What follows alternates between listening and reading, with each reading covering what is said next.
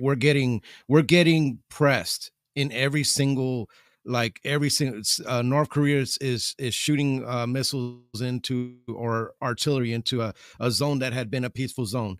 China's surrounding Taiwan. Israel got people massacred on the 7th and had to go in there, and they're trying to take out Hamas. Houthis are attacking the Red Sea, or our commerce for the world commerce. They're attacking civilian ships with missiles. Yes. You have over, I don't know how many, it's so many attacks that have happened on troops that we have in Syria. I don't know what they're doing there, but they're there. And they have Syria and Iraq. There's been several attacks that have happened, and some that have gotten hurt on these drone attacks. Yep. And it's all covered. Iran, you got Houthis, you got Israel, and you have 2 or 3 carriers in that area. And you and I know that, a carrier could take out a country. And then you put 2 or 3 in there, and that's a whole different animal. There's a lot going on there. And now you're starting to see something that we saw when we were deployed, and actually, you had to enforce as an officer, rules of engagement. We had rules of engagement, and it seems like this administration is trying to do this to Israel, and put the rules of engagement, make them a lot harder. So can you speak on Israel real quick, and then we'll kind of move on to local? Yeah, sure. Let me address one more thing about Ukraine, and then I'll get to Israel. 40% of the world's sunflower oil comes from that region. And so when I hear people in a tweet, and then I hear it repeated by other people who have done no study on this whatsoever, how is Ukraine a strategic interest to the United States? And at the same time, we're talking about the price of food in the United States. 40% of the sunflower oil, which is where most of your food is cooked in, comes from that region. And the Russians have taken Crimea and tried to cut off all the grain coming from Ukraine, which is the breadbasket of that entire area. Let's say 8 million people in the Middle East suddenly can't eat. 8 million people starve because the grain's not coming from Ukraine. What happens to governments when people are starving? They have revolution. What Russia has done is total war. This is total war on another country that has worldwide effects, that are economic, that are ethical, that are difficult for all of us. The ripple effects are everywhere. So I wanted to address that. Going back to Israel, Hamas is funded by Iran. They are in Gaza. They ran Gaza. Hezbollah is on the border, the northern border of Israel, funded by Iran. They are in Lebanon. Each of them had approximately 100,000. I don't know the exact number of each, Hamas, the missiles, and Hezbollah, the missiles. But in Hamas's charter is from the river to the sea.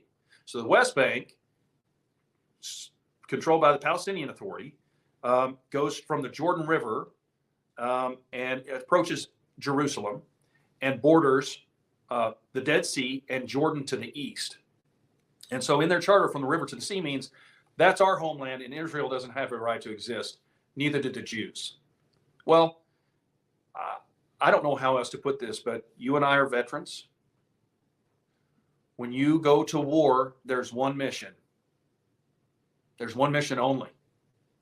And we won World War II by being ruthless.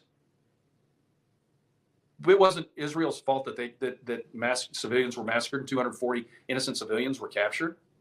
It was that is pure evil. In fact, I've heard Hamas be compared to ISIS.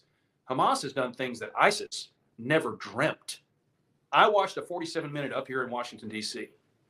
I've seen some things in my life. I was on the ground in Iraq for 6 months with SEAL Team 5. I've seen some things. I never saw anything quite like the 10% of the casualties that occurred on that day on October 7th that the Hamas did to the Israelis. Wow. I can't describe for you. And if you can ever see it, you should watch it. You can't turn your back on evil. And everything that Hamas has done to the Israelis, the Russians have done to the Ukrainians. That's a fact. Wow. Yeah, evil only exists if good people don't stand up to it. Now, I'm not saying it's completely our job. Germany has not pulled their weight when it comes to defense. They have turned out to be a paper tiger. Most of our NATO allies are not spending 2% of their GDP on their defense. I'm not saying they are. This is existential for Europe, what's going on in Ukraine. It really is. and they've made a lot of mistakes, and we're going to adjust from that. But Israel must be defended. They're the only democracy in the Middle East. They are our friends. They're our allies. They are our allies, and they're taking care of themselves. But we must understand that we firebombed Dresden. I don't know if many people remember that. We dropped 2 atomic bombs in Japan. We firebombed Tokyo, which did much worse damage. I mean, people don't talk about the firebombing there. I mean, it's. We wanted to end the war. We had Mhm. to end the war. And so ruthlessness is, and Kurt Schlichter, who I'm a huge fan of. If you've ever read Kurt Schlichter's columns, he's in Town Hall a lot. He's a retired colonel, but and he just said it after, I think on October 10th, he wrote a column. You must be ruthless with your enemies because they're going to be ruthless with you. Iran is ruthless with all of its enemies. They're funding the Houthis. They're funding Hamas. They're funding Hezbollah. This all starts with Iran. All of that stuff starts with Iran. And we've been dealing with that since 1979. In fact, the Beirut bombings that killed 283 Marines in 1983 was Hezbollah. Yeah. We've never really struck back. So if Hezbollah comes in from the north against Israel, at that point, the carrier that's off, it was the Ford. I think the Ford's gone back home. I think it's the Ike now, which I served on. I think they're off the coast. We can't allow that to happen. The Israelis are surrounded and they're existentially threatened. So listen, at the end of the day, when somebody says we shouldn't give any money here, we shouldn't give any money there, it's a throwaway line. Do your homework on history and see what's going on. And I can tell you where my heart is that I don't want to go to war. I want to prevent it. But right now, this administration is giving none of our adversaries or enemies any reason to not attack us without consequence. And somebody up here has to say, and none of my veteran friends are in support of Ukraine.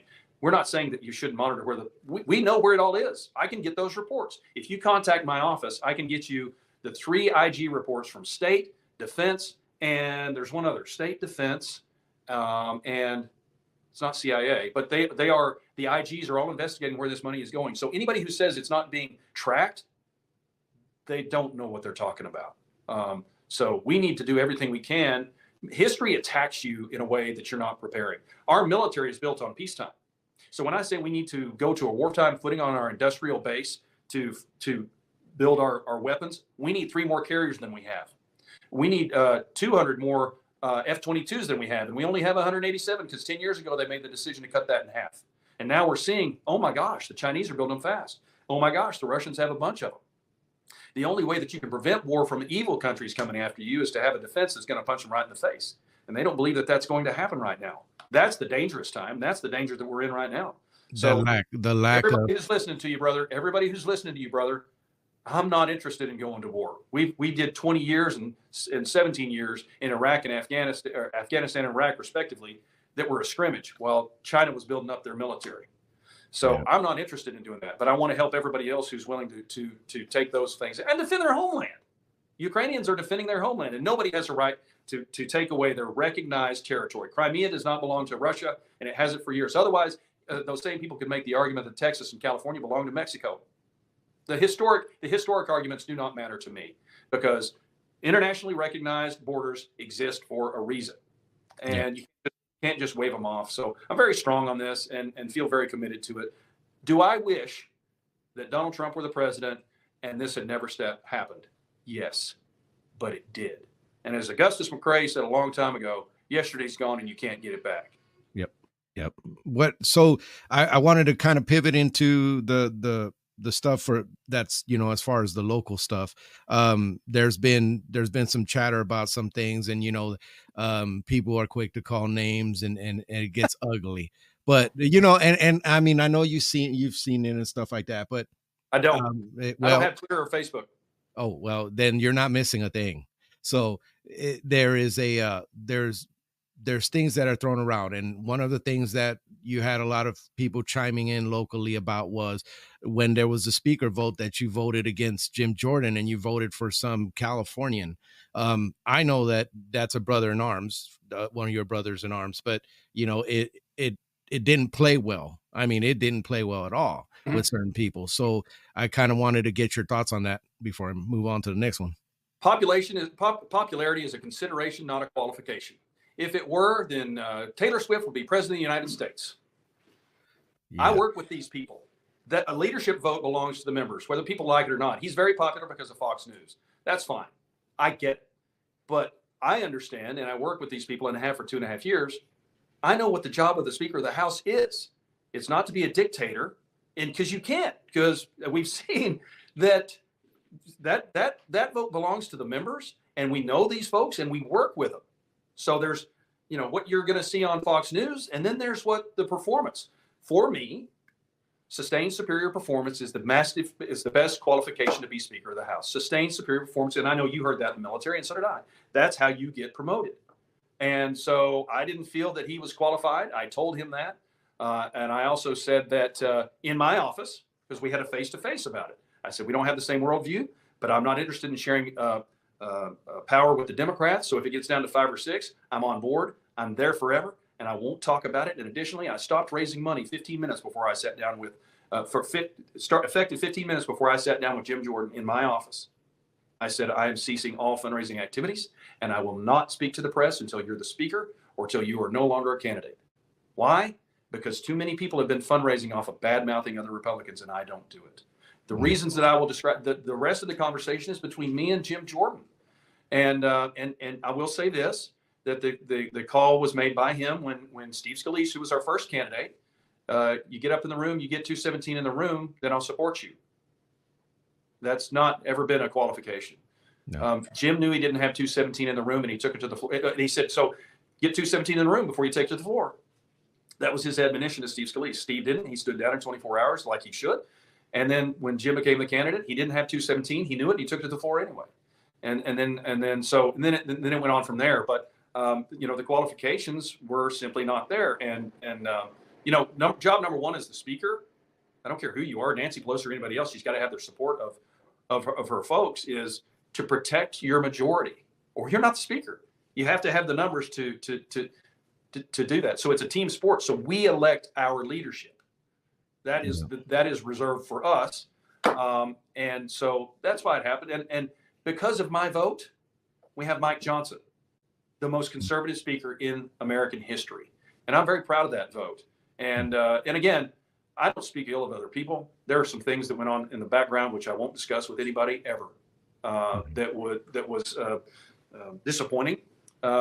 So that's not relevant, but those qualifications matter. Sustained superior performance matters, and I will stand by that vote. And I know that it did make some folks mad, but like I said, Fox News is not a qualification to be Speaker of the House. Oh no! So there's been another thing that the FBI has taken quite a beating. Now, yep. I'm under their umbrella, sort of, and there's been a lot of politics that have happened. Yep. And so when there was money to give them a whole new building and you voted for it, people were kind of up in arms to this FBI that helped take out Trump. And there was a bunch of stuff said. Yep. So I kind of want you to talk about that vote real quick, and then we'll move on.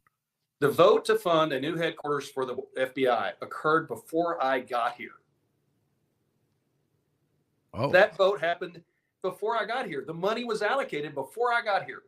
Probably didn't hear that. Because, like I said, going back to who do you believe? Where's the truth? If it's a tweet, well, then it must be true. It's not. So, look, 40,000 agents at the FBI. They're the sole reason we haven't had a terror attack in the United States on our soil since 9/11. Do you want to defund the FBI? Watch what happens when we defund the FBI. Violent crime is because of the FBI. They have a partnership with the DEA to stanch the flow. And I've seen the amount of drugs that we capture. The FBI does incredible work.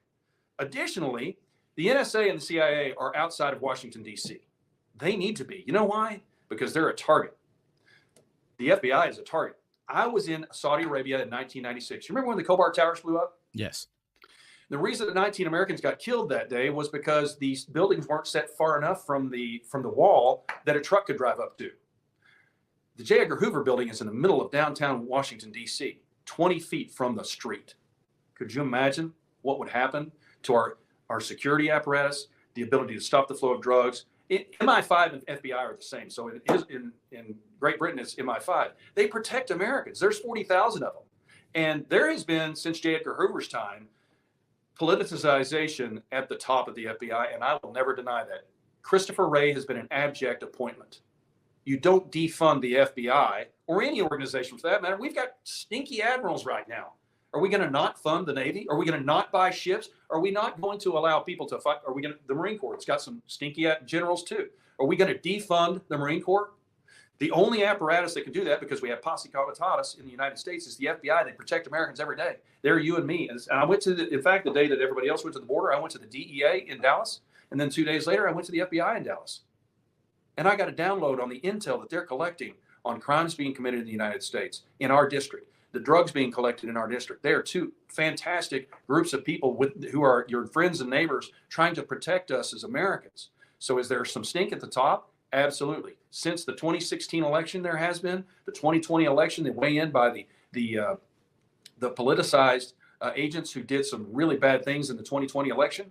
But I'm not going to paint it with 40,000 agents with servants' hearts who want to serve the United States, and they're doing it undercover overseas. The FBI is all over the place. So I don't want that. And in fact, President Trump said he wants a brand new building. President Trump is on record as saying they need a new building. That building's 50 years old. The electrical capacity that they need in that building does not exist in the one that currently exists. And by the way, when a bomb comes down to the middle of Washington, D.C., I don't want innocent Americans killed because that building is a target. Let's get it in Virginia. Let's get it in Maryland, wherever it's going to go, and build them with the capacity to better protect Americans, to protect Americans here and abroad from terror, from drugs, and from mass crime. So it's easy to just not do any thought about what this means. But like I said, the FBI building was funded before I got here. So the vote was to take that funding out. Well, I know a little bit about defending people. I know a little bit about security. That building needs to be way outside this town so it can do its job and do so with a building that is up to code for 2024 and up to standards for protecting Americans every day. And it might be good to get them dudes away from all the politicians. You know what I mean? That's sure. Get them out of DC, you know? But the oversight job we have is if they get out of bounds, we prosecute and we fire. That is also my job. But again, if you're going to go after every rotten leader in any agency that protects Americans, I mean, the FBI agents don't join because there's money in it. No, they don't join because they want to take down a president. 40,000 good agents, or 39,900, are doing their job because they love this country and they want to protect Americans here and abroad. That is their job. And I'm not going to defund them having a new headquarters because we got some folks rotten at the top. Christopher Wray was appointed by President Trump, and he's turned out to really just do the lawyer thing. And it's very disappointing. We've held him to account. I've held the ATF director to account. That is also our job. But they need to be up to standards. They need a new headquarters, and it needs to be out of Washington, D.C. This one that they've got right now is literally falling down. It was built in 1979, 1980 out of concrete that's literally falling apart. They need to protect Americans with an upgraded building. I you know, and you know, chiming in on that, I have nothing to do with the director of my agency.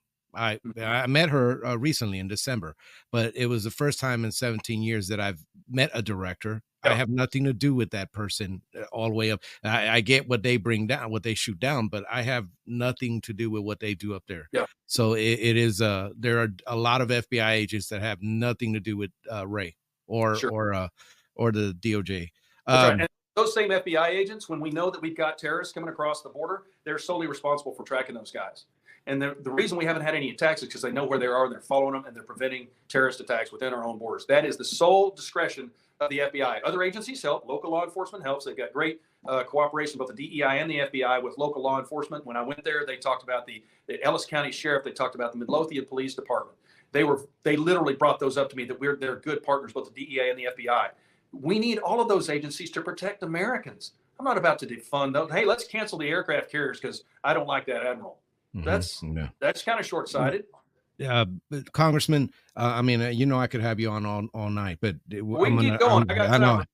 Okay, so we had a and I'm going to break this one in two because this is good stuff. So you know, by the way, you know how many times I do a 1 hour interview? Probably with none. you. You're You're right. the only guy I do that with. Thank you. And it's not because Appreciate I'm afraid of it. It's just I love talking to you, and I love Thank that you. people need to hear this stuff, Yeah, right? And yeah. and so, and you're the news source where you're going to get everybody together, and you're going to ask these hard questions, and you're a great guy. So I love answering your questions. Thank you, Congressman. I appreciate that. So, one of the other complaints or issues that we're taking is that some constituents have reached out to your office and they say that you have not communicated back, or they've tried to reach out to you and that you have not communicated back, and maybe you're not communicating well enough with your district. Can you address your district about that? I do teletown halls. Let's see, how many have I done? I do those once a month. I do teletown halls. You can get my calendar and see how much I'm up here. I'm up here over 2/3 of the time. And I get weekly staff meetings where we talk about all of our calls. All of our calls and all of our emails are responded to. Every one of them. So anybody who's saying that might be using a campaign tactic because they don't know what they're talking about, and that's the truth. If somebody left me a voicemail that's from the district, it is responded to. If it's an email from the district, you can't. With the days of bots, you have no idea how many phone calls and emails we get that when we go to verify them, whether or not they were here. When we had the Jordan vote, the phones were manned. They were so inundated, of which we got 500 phone calls from the district, but we got 50,000. Did we get 50,000? 20,000. We got 20,000. That's Madison. She's from Mansfield. She's sitting Hi, here Madison. making sure that I get my numbers right. Mhm. Because I don't want to misspeak. But the phones were inundated, so you actually wouldn't get through because and only, I'm not saying only, but there were less than 10% of our phone calls from the district. There was a paid call campaign going. I don't know who paid for it, but we found the firewall of bots calling, people from out of the district calling. So one of the things I'm most proud of is constituent services.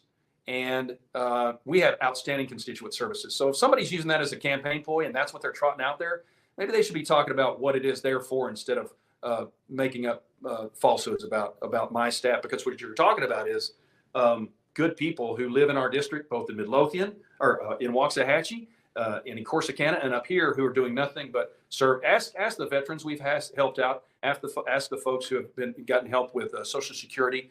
Any number of folks. We answer every email from the district. We answer every phone call from the district. Anybody who says something different is making stuff up out of thin air. That is a promise. And yeah. I So personally have been helped, and I actually had a veteran that needed help and reached out to Scott, who's always responsive. But yeah, there was a concern that was brought up, that they reached out and weren't able to get anything from you. So I wanted you to kind of just talk to your district about that.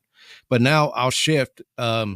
There's an election happening. Unfortunately, that's the bad part of your job, where you gotta campaign and run and stuff like that. You have two opponents this time. Of course, those things can get ugly. Why do you want to do this again? Why? And tell your district, what are some of the things you feel really positive about that you've done in the last 1.5 years and, going forward?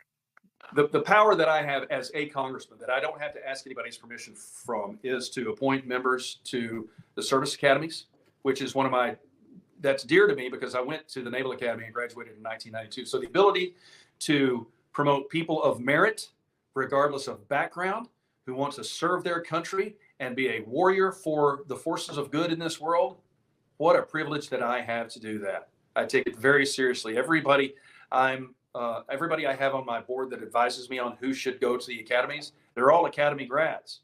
We're not looking to do DEI policies or ESG or how something looks or do favors for anybody. I want people who are going to be lethal, because the only thing our military should be interested in is defeating our enemies. And that has there is no melanin that's attached to that. It's about lethality and taking out our enemies when we are attacked, and supporting our allies when they are attacked. The other thing I get to do is have the most wonderful staff in here and in the district who help out people like you, who help out people in need, who are trying to get through this burdensome federal government that's just too cumbersome, where people aren't going to work. They're not going to the office to help out. When we make a call to those agencies, we get attention. And I love doing that. I love doing it as a commissioner on the Texas Veterans Commission for 6 years. I love it when I get to make a call on somebody's behalf who's just not getting the attention that they deserve because they're paying taxes. I love getting an agency to pay attention to what they need. And we are so successful in that. We have two phenomenal caseworkers, three now, because one of our staffers just gave birth a couple of months ago and is a proud mama. Congratulations. And so we hire the best. We hire the nicest people on the planet. We don't hire political people. We hire people who live in the community to do work for the community. That is the power that I have. Those two things. Anything else is a team sport up here. So I promise you that we are adequately staffed, sufficiently staffed to address all of those phone calls. And I'm telling you, when we sit down and we hear of the tens of thousands of emails and phone calls that we have coming to us, we address all of them. And if we can only do so much when somebody doesn't have something that they're going to get, but we'll work on their case. And if we need to increase caseworkers, we'll hire another caseworker. We have a limited budget that we're allocated to every year for rent and employees. I would love to have a district office in every county, but like I said, we got a finite number, and then the Congress determines how much rent you can spend and where you can have offices, and that's just a finite thing. And when we were a smaller district in 3 counties, it was all fairly centrally localized. Now we're much more rural. We go out to Jacksonville in East Texas.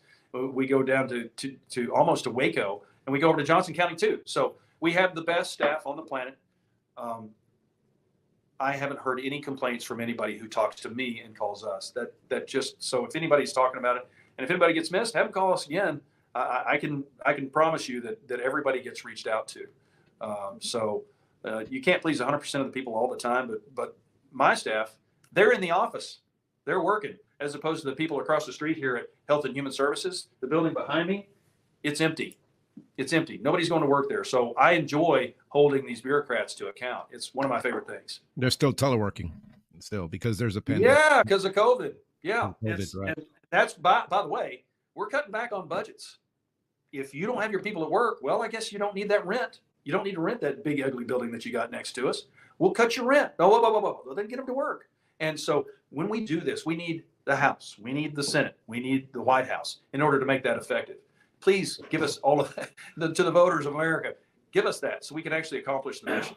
Who do you support? Right now, we have 1/2 of 1/3 of the federal government. It's hard to get anything accomplished when you have that little, with a 2-vote margin. Who do you support in this presidential election? Staying out of it. Sounds good. I will support the Republican nominee for the presidency. Excellent. So now this is where I give you the mic. I want you to speak directly to your constituents, and if you can, just stick around for a second after the show. Well, haven't I been doing that already? I think you've asked me all the hard questions. I'll be quick, but I got one more question offline. I love answering the hard questions. I love telling people, the reality is that as we've discussed all these things, we discussed the $34 trillion in debt. Yeah, that's a problem. And we didn't get here overnight. It took a lot of time to do it. We haven't had this much debt since 1947 after we won World War II. So it's going to take work to get it. 75% of the money that we spend is already spoken for. So in the appropriations process, what your listeners need to know is 25%, 25 cents out of every dollar that the federal government spends is discretionary. That's the part that the appropriations process plays in.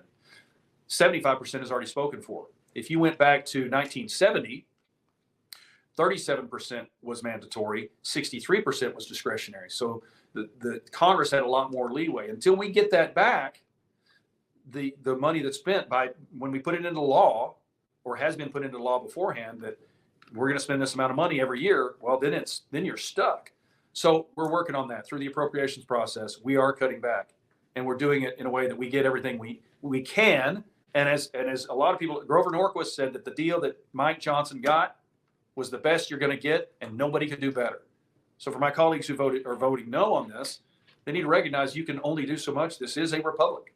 Everybody gets a voice. Everybody gets a vote. And not all of the folks agree with the things that we're doing. We need a robust defense. Job number one of any government, be it municipal, county, state, or federal, is to protect the citizens. I take that job very seriously. So a robust defense and a defended border are my priorities. They will remain as such forever. The city government of Midlothian must field an adequate police force, and they do. The county must fund an adequate sheriff's department, and they do. What we've gotten away from is funding an adequate military that has engaged in more social issues than it has lethality. And as someone who considered myself at one time to be lethal as a 20-year Navy pilot, I think that is job number one, and it's got nothing to do with social issues. And there's no room for it in these dangerous times, much like 1938, where dictators across the world, small men in control of industrialized nations who are autocratic, all interested in genocide. The Iranians want to destroy the Jews. The Chinese want to destroy the Taiwanese. The North Koreans want to destroy the South Koreans, and the Russians want to destroy the Ukrainians. They want to wipe them out. That is very similar to 1938 when the Japanese, the Germans, and the Italians all wanted to wipe out other civilizations. They must be met with strength, hopefully not force, but if force must be used, it must be overwhelming and ruthless. So defending our border, adequately training, adequately paying our border patrol, and having policies in place that are enforced by this administration to prevent illegal immigration, the drug trade from killing 290 Americans every day, and human trafficking, which is human slavery in its most evil form. That is what I stand for every day. It never happens as fast as we want. There's never enough money. There's never enough time. And it's on the backs of the American people. But I'm committed to that. And so I'm just getting started at this. I do so in a quietly professional manner. Otherwise, you would have seen me on Fox News during the Jordan vote. And I refuse to do that because I don't think it was dignified. So now I'm explaining it to you now why I did that and my support for Ukraine. It's not important that I be on Fox News increasing my popularity, because that's not a qualification for this job. It's a consideration only. So quietly professional, speaking well of other people, praise in public, criticize in private.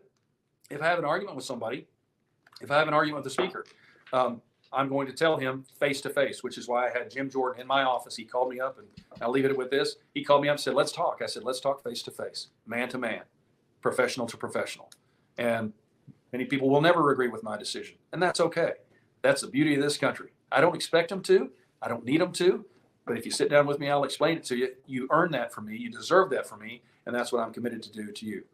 Finally, the best constituent services in Congress are going to exist in our district.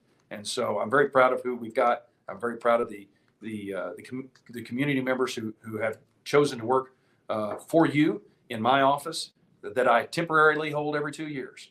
And if my time comes to a close because I'm defeated in Congress, I need to look back on my service to you as a quiet professional who tells the truth and does things because they're right, not because they're popular. That's my commitment to the people of this community and to this district. And I will continue to carry on that as long as they choose to have me in this as their congressman. So I'm very proud of it, and I appreciate your time. Thank you again for coming on, Congressman Ellzey. It's always good to see you. God bless.